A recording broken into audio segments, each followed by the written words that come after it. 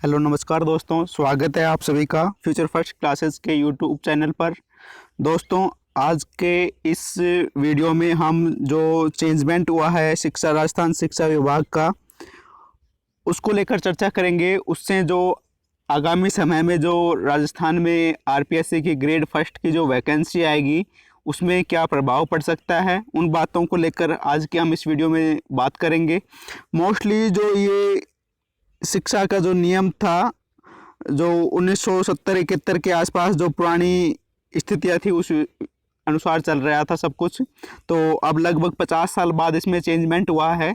तो मोस्टली जो चेंजमेंट हुआ है उसमें जो पहले से कर्मचारी लगे हुए थे उनके ऊपर इसका प्रभाव पड़ेगा, लेकिन कुछ बातें हैं जो आरपीएससी की जो वैकेंसी आने वाली हैं उन पर भी प्रभाव पड़ेगा। तो ठीक है, सबसे पहले हम जो ग्रेड फर्स्ट पर जो इसमें चेंजमेंट होगा तो उसके बारे में चर्चा करते हैं।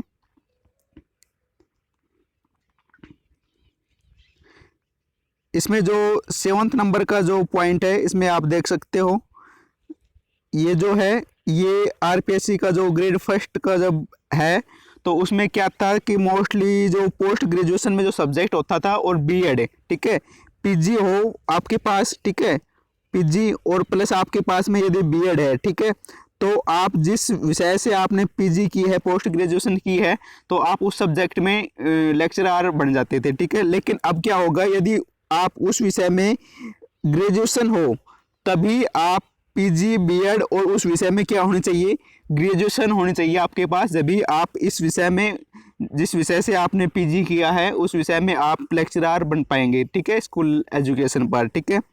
इससे क्या होगा, ये जो नियम है ये क्यों बनाया है कि इससे क्या है कि जो बेसिक जो कंसेप्ट हैं ग्रेजुएशन के वो क्लियर मिलेंगे और उससे जो शिक्षा का जो है उसमें अच्छा इफेक्ट मिलेगा, गुणात्मक सुधार आएगा, ठीक है। तो इसमें जो सबसे इम्पोर्टेंट है, वैसे जो मैथमेटिक्स सब्जेक्ट से हैं उन पर तो कुछ ज़्यादा असर नहीं पड़ेगा।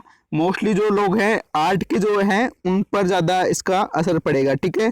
जैसे कि कुछ लोगों ने क्या किया, बीएससी किया और बीएससी के बाद फिर उन्होंने क्या किया, एमए कर लिया, ठीक है, तो फिर उनके ऊपर इस चीज़ का असर पड़ेगा।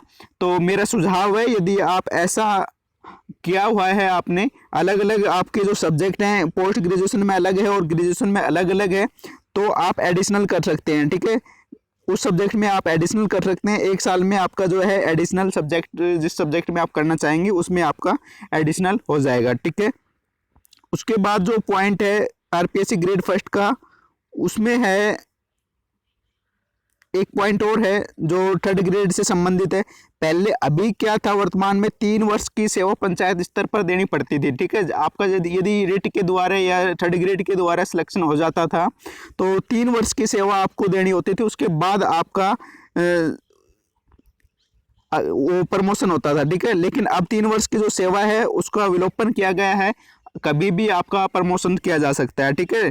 तो इस प्रकार से जो है जो आगामी समय में जो वैकेंसी आएगी थर्ड ग्रेड की जो वैकेंसियां हैं वो ज़्यादा आने की संभावना है, ठीक है। और जो फिलहाल जो हैं उनके प्रमोशन होंगे इससे, ठीक है।